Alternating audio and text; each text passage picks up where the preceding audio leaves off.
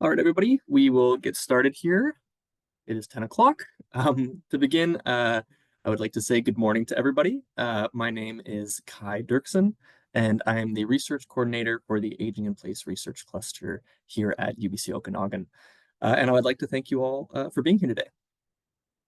Before we begin, I would like to respectfully acknowledge that UBC Okanagan is situated on the traditional, ancestral, and unceded territory of the Syilx Okanagan Nation.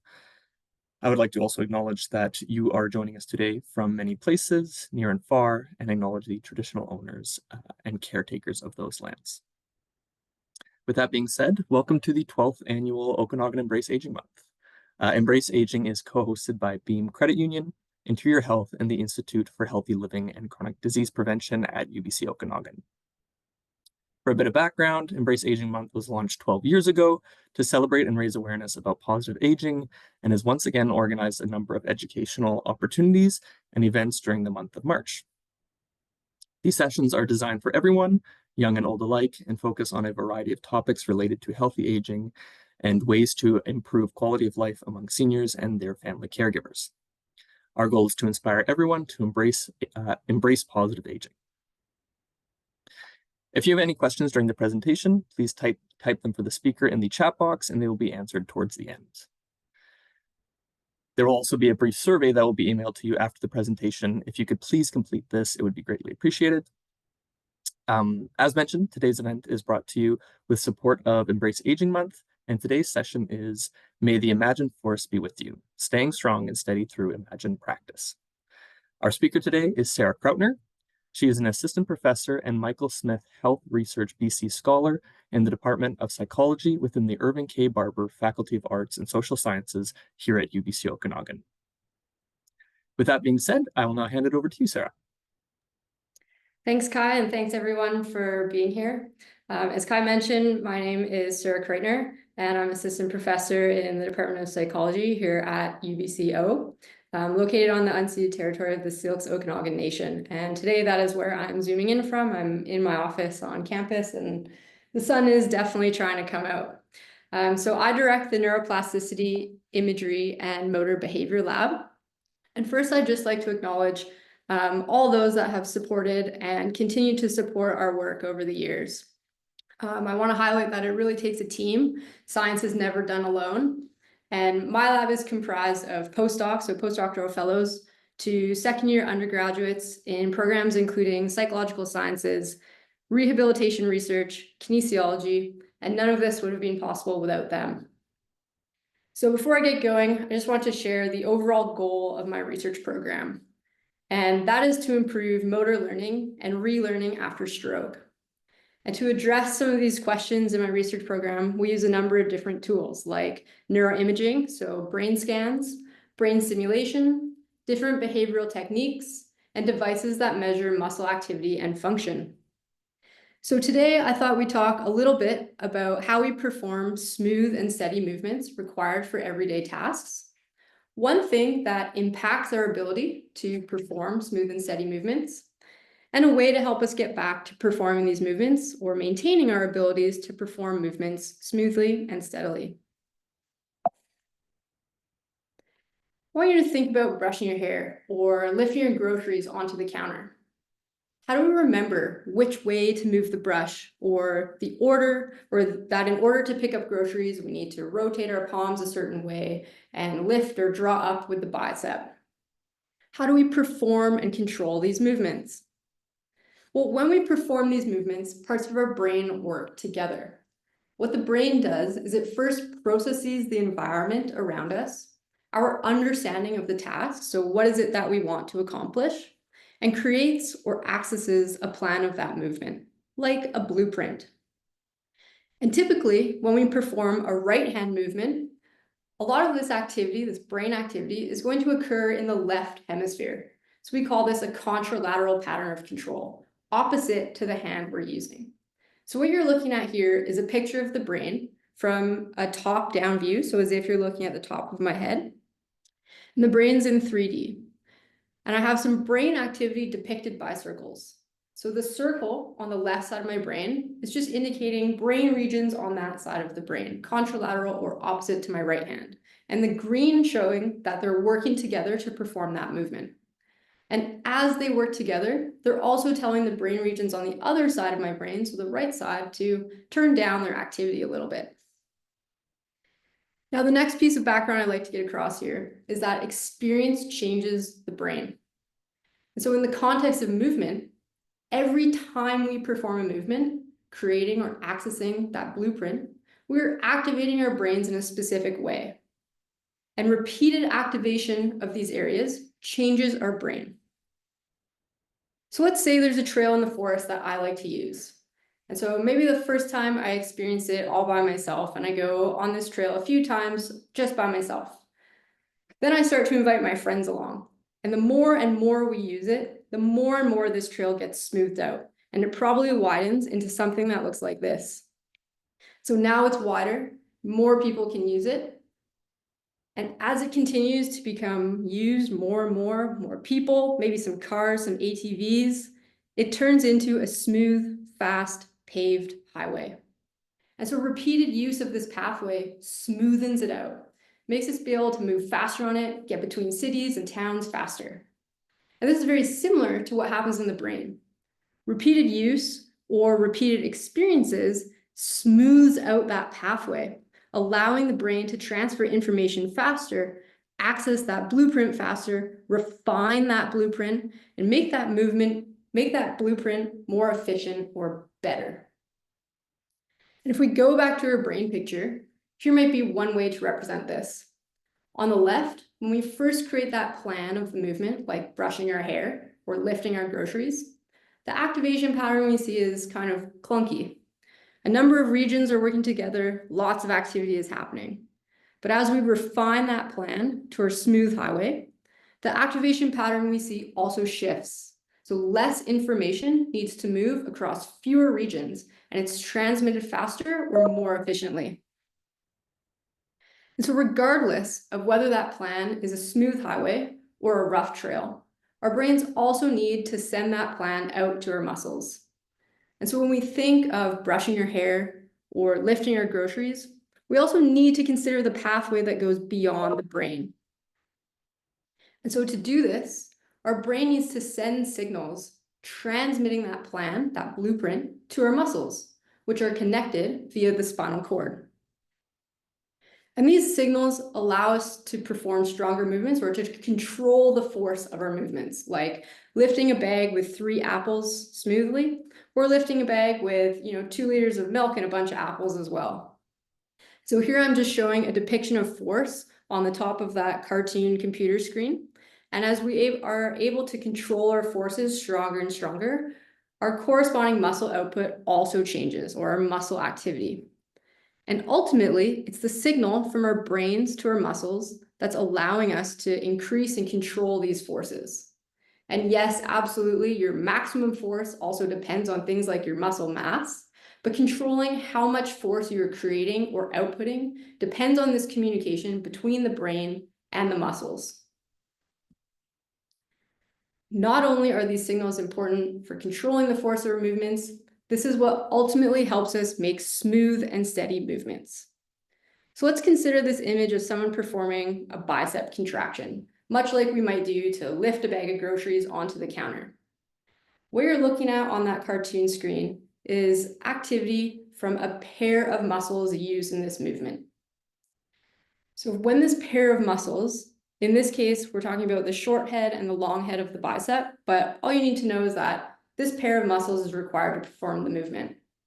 And so when this pair of muscles is working together, or they're in sync, their signals line up. And when they work together, our movements are smooth and steady. Now, the scientific term for this, for anyone interested, is intermuscular coherence. What happens when there's damage in the brain, like after stroke? Now, there's 2 types of stroke. One where damage results from a blockage of blood vessels, resulting in a lack of blood flow to an affected area, causing neuronal cell death in that area. That's known as ischemic stroke. The other type of stroke is called hemorrhagic stroke. And this is when neuronal cell death occurs because of a rupture of blood vessels, resulting in a leakage of blood in the affected area. And both cause damage to the brain. And because lots of strokes occur in something called the middle cerebral artery, this is the main blood supply that go right through the areas of the brain which control movement. And so it's this damage to the brain that causes upper limb impairment.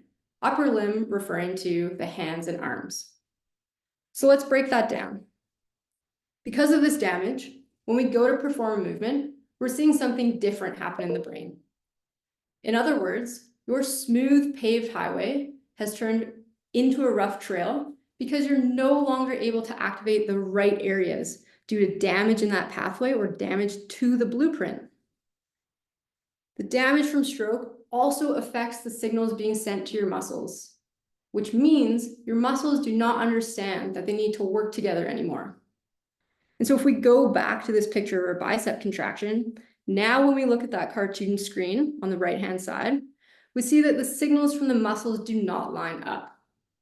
So after stroke, because of the damage to the neurons in our brain, in areas that are important, that are used to communicate that blueprint to our muscles, this pair of muscles can become out of sync in the affected limb, impeding or hindering our ability to perform smooth and steady movements. But we can get better at this and we can recover through practice. And so in a stroke or neuro rehab context, we really need to go back to our fundamentals. We need to practice to drive changes in the brain that help us re-access or restore that blueprint. And we also need to practice to improve communication between the brain and the muscles to recover our abilities to make smooth and steady movements. And this is not a new concept. This is exactly what physical therapy is and what it's based on. So this is nice work from Christian Grefkes and his group. What you're looking at here is brain activation, shown again from that top-down view as if you're looking down at the top of my skull. We're looking at brain activation during a hand task, so a grip squeezing task, going from 2 days after stroke to 5 days after stroke to 10 days after stroke to 4 months after stroke, so 4 different sessions. What they're showing is that brain activity is changing, so it's increasing over the first 10 days after stroke. And further changes in brain activity are observed over the course of 4 months post-stroke. Bringing this back to our concept, basically what is happening as the person engages in physical therapy, the brain is changing with practice and experience, adapting for the injury and restoring a pattern of efficiency or restoring that blueprint. And these changes in the brain restore that pattern of control and underlie these improvements in grip strength. And that's what we're looking at now on the other graph. We can also see that in this study, grip strength improved across those same 4 sessions, from 2 days post-stroke to 4 months post-stroke. So the key point here is, as the brain changes, grip strength also improved through physical therapy. So bringing that to our main concept, underlying these improvements are not only changes in the brain which help restore that blueprint, but in the signals sent from our brain to our muscles, helping their muscles work together again. So a little bit of intermission. We know that our brains ultimately control our movements, but the brain sends signals out to the muscles. They communicate. The brain tells our muscles to work together to be synchronized. And when our muscles are synchronized, we're able to perform smooth and steady movements. Now, whether or not we have practiced something can change how efficiently our brain is working and also how well our brain is communicating with our muscles. And this is particularly important in situations like when damage has impacted these signals, like after stroke, and may have resulted in difficulties doing tasks such as brushing your hair or lifting groceries. But what if there are barriers to practice? I refer to this as the dose problem, as do many people in the field. We know that 3 hours is the recommended daily dose of therapy after stroke in order to recover. But what we've seen from prior work is that the average amount of therapy delivered after stroke is 1 hour per day. And other work by someone named Kate Hayward has even shown that only 8 minutes per day is dedicated to the upper limb, so hand and arm therapy. And one reason for this dose problem might be around access to therapy based on where you live. So this is a map of all of the regions that comprise Interior Health Authority. And I'm not a healthcare professional, I'm just a researcher, but I would bet my house that access to physical therapy looks a lot different in a place like Kelowna than it does in a place like McCusp or 100 Mile House. And so it's very critical that we develop and test adjunct therapies, other ways to practice that we can use to augment physical therapy. And one solution to this problem is that practice does not need to be physical. And so some of you may have astutely guessed from the title of my talk that one form of practice we can use is imagined practice.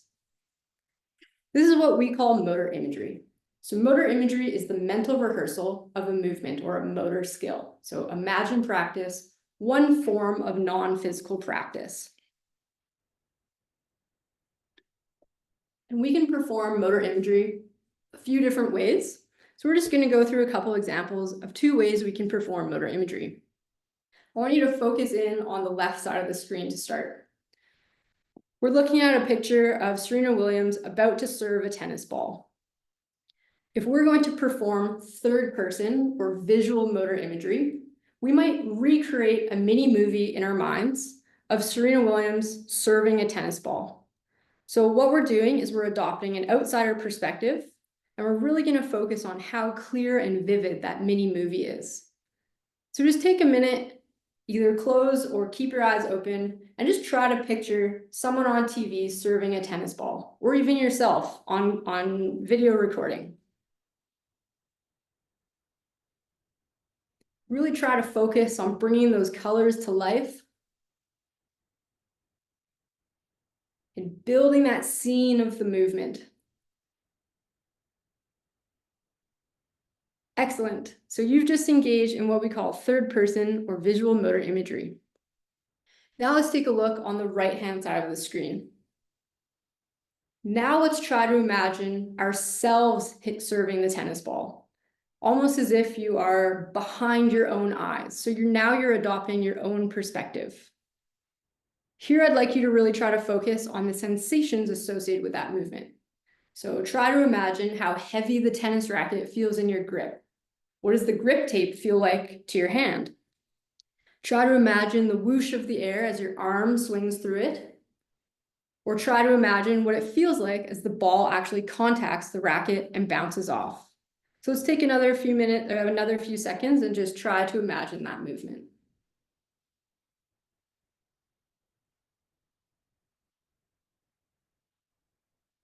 Excellent.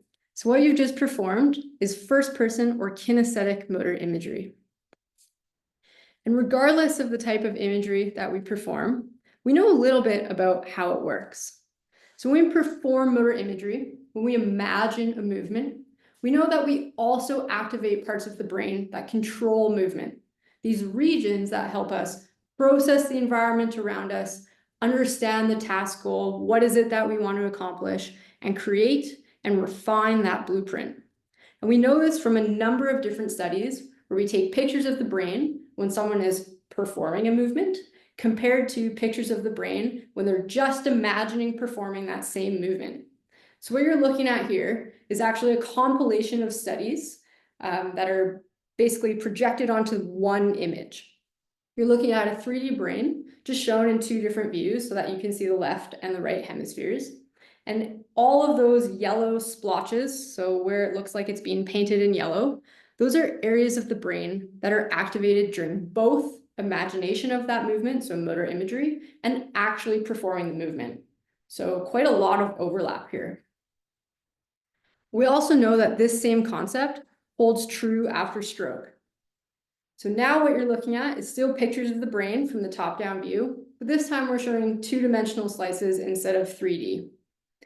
Warm colors represent areas of the brain that are active during motor imagery after stroke. And again, this activity is located in a number of areas that are important for controlling movements.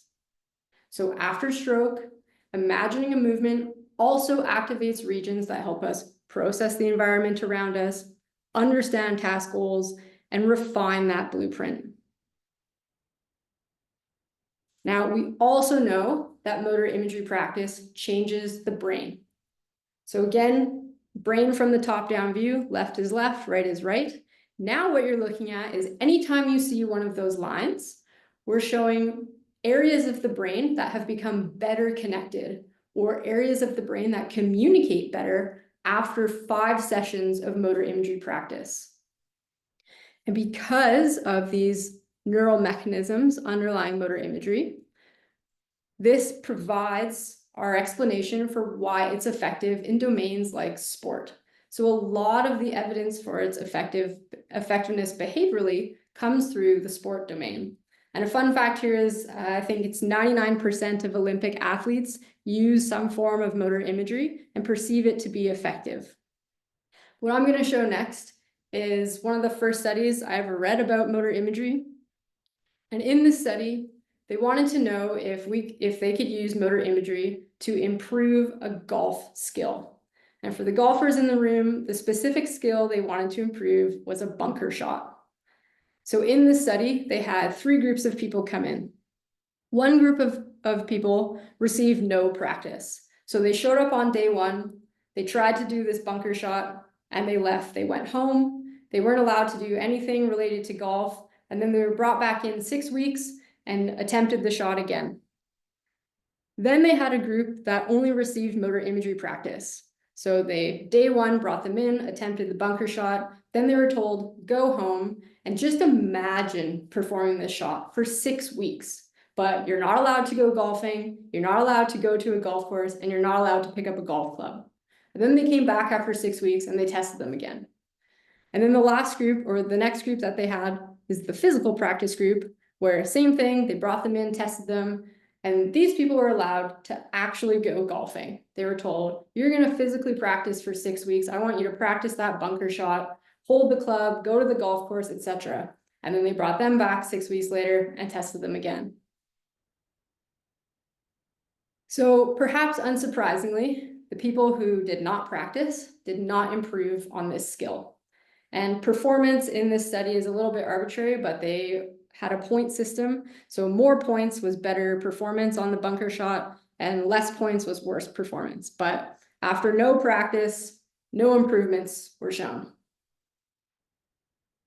And perhaps also unsurprisingly, the people that got physical practice, so who physically practiced this skill for the 6 weeks, improved quite a bit between day 1 and 6 weeks later. The really unique thing about this study is that they showed that just through motor imagery practice, people also improved. And how much those people improved also looked a lot like the people who were physically practicing. So just through imagination, these individuals were able to improve their ability of this specific golf skill. So just to recap, I've shown you that motor imagery activates areas of our brain important for movement. It changes our brain and helps us create and refine that blueprint. And behaviorally, we can improve our physical abilities of a skill through imagined practice. And so this is what I like to call a brief history of motor imagery and how it works. But what else might help us understand how motor imagery works? What are we missing? What makes it useful for situations like when there are barriers to practice, like after stroke? So in the last bit of my talk, I'm just going to chat about some ongoing work where we ask this question: what do we still need to know about motor imagery? Now, as I mentioned earlier, kind of at the beginning of my talk, we know a lot about what's happening in the brain. And we also know a lot about what's happening in the brain during motor imagery. All the components of creating that plan of the movement, and that's really important, but it's only one piece. When it comes to motor imagery, we don't really know what happens after that. And so to take this one step at a time, we need to go back to our basics and ask, does motor imagery actually help us make smoother or steadier movements. We have a lot of evidence from complex skills in sports and music, but no one's ever looked at these basic building blocks or aspects of a movement that are required to perform many everyday tasks. And this work is done in collaboration with the Healthy Exercise and Aging Lab, directed by Dr. Jen Jacoby. So the first thing that we did was we said, let's test this across 1 day of practice. So people came into the lab and they tried to perform a upper limb force steadiness task, so a force steadiness task involving their arm. And then they practiced this task through motor imagery. Then they were tested again. Then they practiced this task again through motor imagery, and then they were tested again. And this occurred all across 1 day. We also only tested this in females. This is actually part of a larger series of studies where we're testing the impact of female hormones on control of movement and force steadiness, which I'm happy to go into at the end of the talk. But what we're going to look at here are the results of this work. So on the horizontal or x-axis, we're looking at each of those test phases. So the first test phase, the second test phase after motor imagery practice, and the third test phase after more motor imagery practice. On the vertical or y-axis, here you're looking at what we call force variability, or how steady someone was able to perform that movement, with higher numbers indicative of unsteadiness or an unsteady movement, and lower numbers indicative of steadiness or a steadier movement. What we found is that motor imagery is helping us make steadier movements. This was particularly noted in our group of older females. But again, this was just 1 day of practice. So building on this, next we're asking, what does it look like over a longer period of time? So now what we're doing is we're testing this again in healthy older adults over 5 sessions now, spaced across 2 weeks. And we've picked these parameters because we've determined that this shows good adherence to dose and scheduling from some of our past work where we've looked at changes in the brain. And this study, and also some of the next work I'll be showing, is spearheaded by Dr. Justine Magnuson, who is a postdoctoral fellow and Michael Smith Health Research BC trainee in my lab.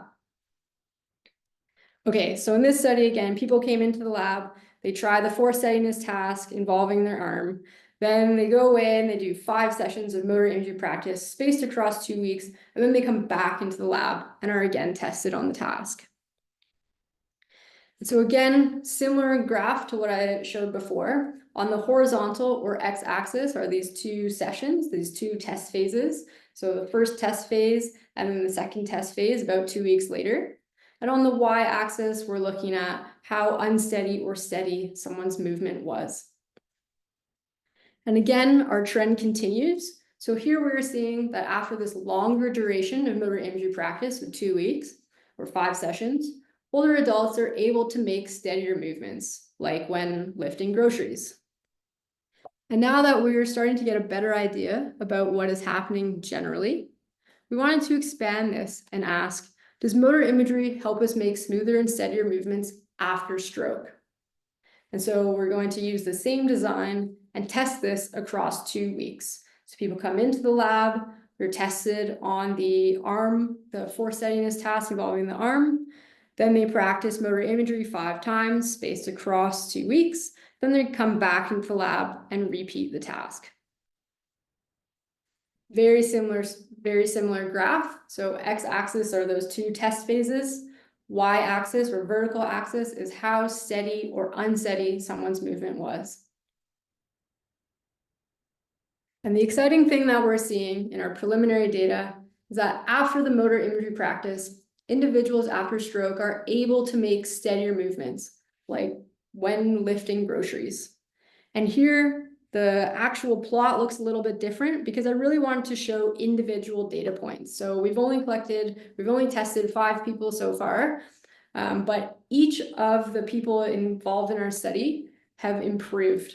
So each of those black dots represents 1 person, and that line is connecting that person from the first test phase to the second test phase. So everybody in our study has improved. Now that we have some behavioral evidence that motor imagery is helping us make these movements smoother and steadier, we wanted to hone in on what's going on at the level of the muscle. And so as part of this work, we're also testing to see if motor imagery helps us make steadier movements because it's restoring communication between our brain and muscles after stroke. So in other words, we're looking at how well our muscles work together before and after the 2 weeks of motor imagery. Okay, so we're going to look at some pilot data, and we're going to be looking at a really colorful plot. So we're going to take a couple minutes just to walk through what this plot is going to look like.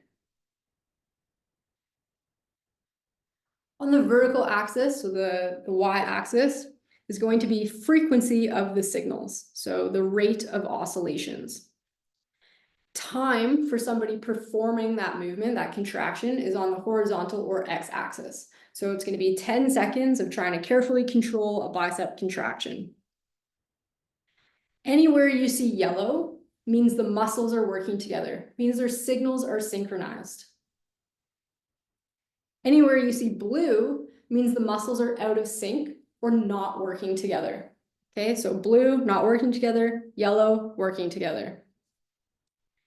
And the last piece of the puzzle is that we're going to focus on what we call a specific frequency band. So this is a frequency of oscillation, so a rate of signals that is known to correspond to movement in the brain.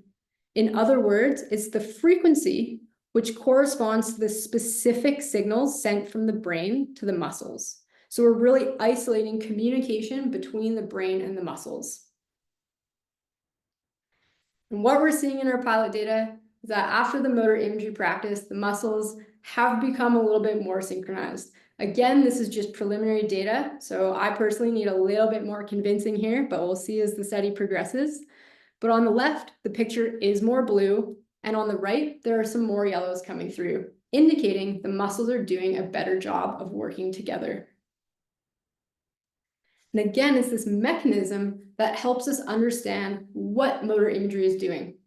Not only is it impacting the creation of that blueprint or refining that blueprint, we think it's also impacting the signaling between our brain and muscles, so improving or restoring communication between our brain and muscles. And this is particularly important for controlling the force of our movements, making smooth and steady movements during everyday tasks like brushing your hair or lifting your groceries. So to close out the talk, I thought I'd leave you with a few take-home messages. The brain creates the blueprint of a movement and sends it to the muscles. Practice refines the blueprint and improves communication between our brain and muscles. You can practice and refine that blueprint through motor imagery alone. But to unlock the true power of the imagined force, we also need to understand how motor imagery can improve or restore communication between the brain and muscles. And with that, I'd like to say thank you very much.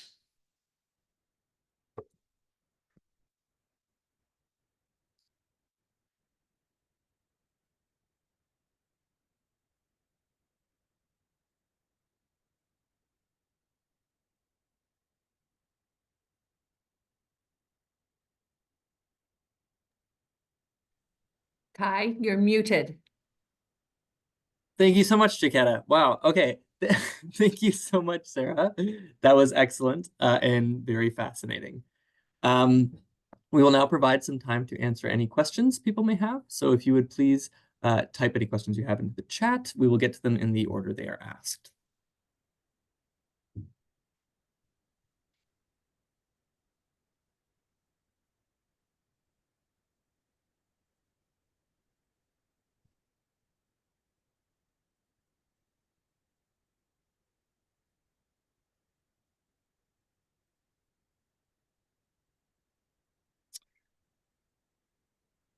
So we have one from Lois Brock.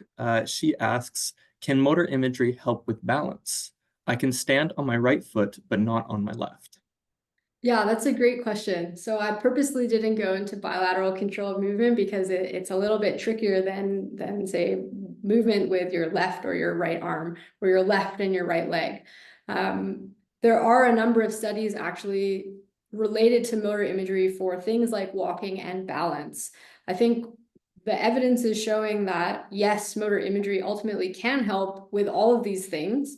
But one thing that we're really missing in the field as a whole is actually guidelines of how to do this. So what are the best instructions to give people for all of these different movements, right? Like performing something with your arm is a lot different than balance, but the instructions are kind of one size fits all. So long story short, yes, motor imagery can help with balance, but we need to be better at figuring out what instructions should be given.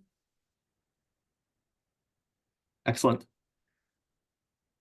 Nancy says, thanks. I now have a better understanding of why Feldenkrais ATM helped me with MS. Could you expand on what Feldenkrais is possibly, Sarah? Sorry, I'm completely unfamiliar with that term, but Okay. Yeah, the acronym is ATM. I'm not familiar with that either.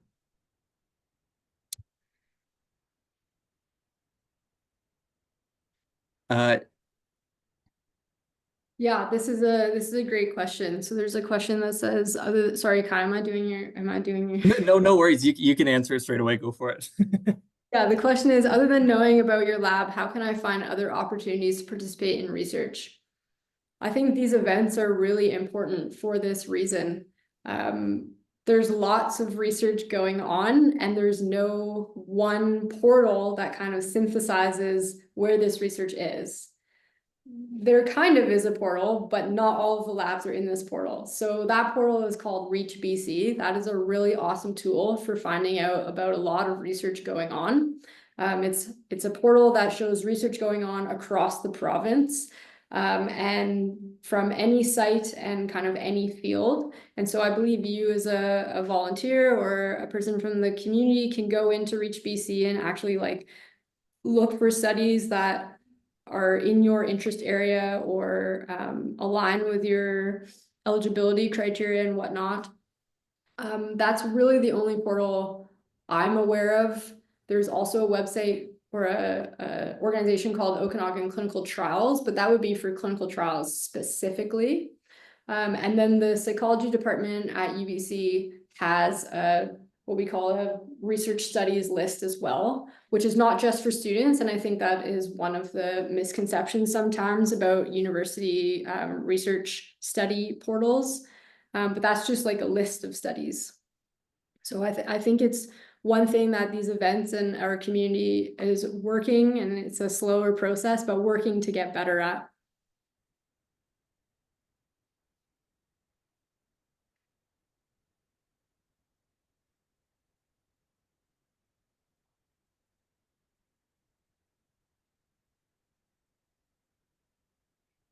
Sarah, I did have a question for you, actually. Yeah. Um, the two examples you used where this method has been most, or rather, the two examples that you used where this method has seemed to be effective was in golf and tennis were the examples you used. Were there some activities where it was seen as more effective than others? Yeah, that's a great question. I'll give the short answer first. Sure. Yes, there are some activities where it's more effective than others. And we think that this has to do with actually what's happening in the blueprint, like what parts of the blueprint that it's refining. There are, as I mentioned, a couple different forms of motor imagery, and we're starting to know a little bit more about which form of imagery is suited for which task. This comes from this idea of it's not just a one size fits all. So maybe for balance, for example, this is just hypothetical, but maybe for balance, right? Like maybe kinesthetic imagery might be better, but for something like soccer, where you're trying to predict part of the play, or running maybe where you're more focusing on the trail or the road, visual imagery might be better. And I'm just going to come back to Nancy's comment. So ATM stands for awareness through movement, like doing yoga but trying to make the movement as tiny as possible, or just in the mind. And I think that's a really important point. When we study motor imagery, because we're often interested in these like really basic, this basic knowledge or these mechanisms of motor imagery, we tell people not to be moving at the same time because we almost don't want to like contaminate how well someone is improving with physical movement. But in reality, when we use motor imagery to try to learn something, it is actually better to move a little bit because you're activating that pathway more.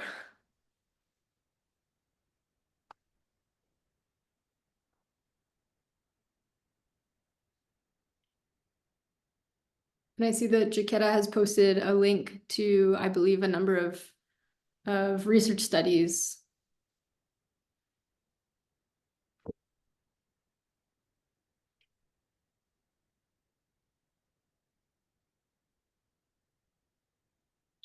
All right, well, we'll give a few more moments here for any questions coming in, and then we can wrap up a little early if that's the case.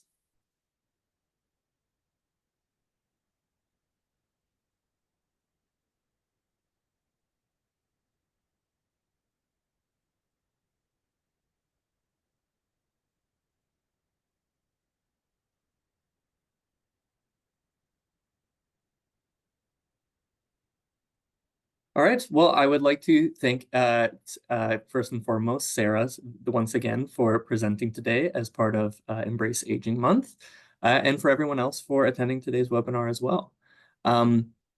We would also encourage you all to attend other events scheduled for Embrace Aging Month. To view these, please visit our website at okanaganembraceaging.com for all the events and registration. We look forward to growing this event in the Okanagan and encourage anyone interested in supporting Embrace Aging in the future to please contact us.